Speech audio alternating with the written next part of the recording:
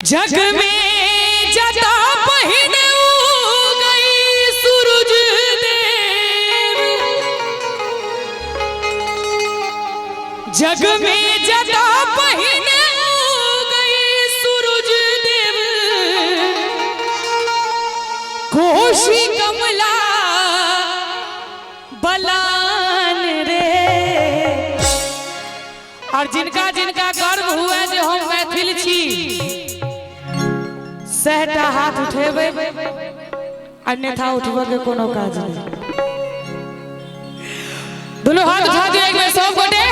वही धरती पर देखूं घर मर भैया, वही धरती पर घर मर भैया, विद्यापति के काम रे।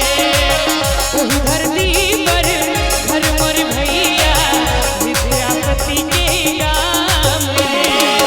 जग में जता पहिन गई सूरज देव, जग में जता पहिन गई सूरज देव, कोशी कमला बलान रे।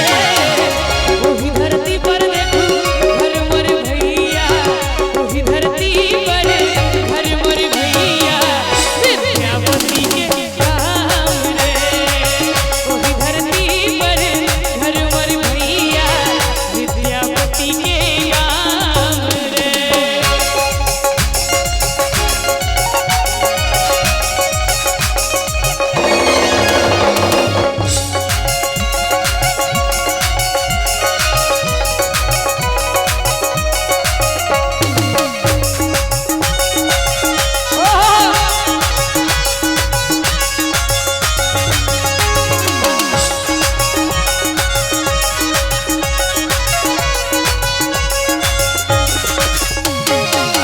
माई जराबे दिया बाती, मैया सब गाबै छै साँझ बराती।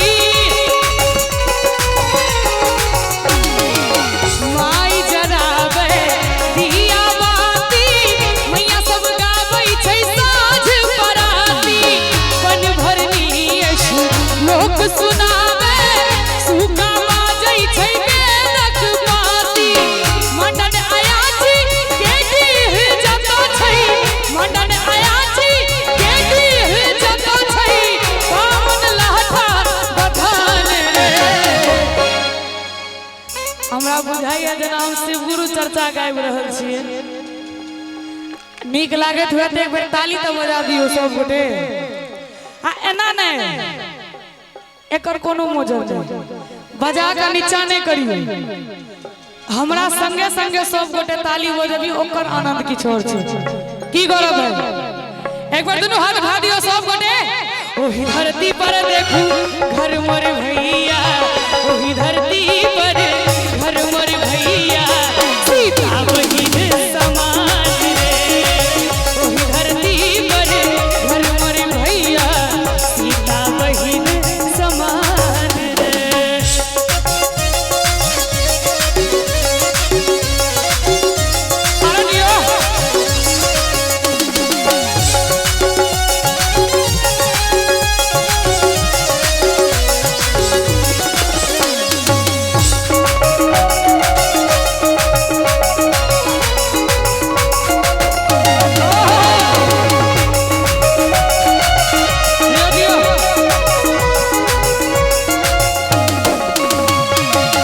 पाहुन बन के राम लोभेला, उगना बने शिव शंभु ऐला।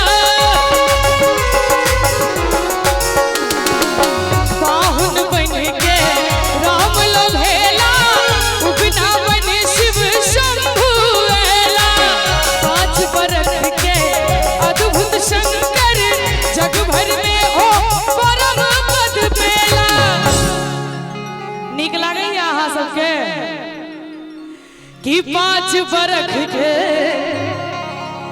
अद्भुत शंकर, जग भर में ओ परम पद पेला। त जनक जानकी गौरव हमरे, जनक जानकी गौरव हमरे, जग भर जिनकर सम्मान रे।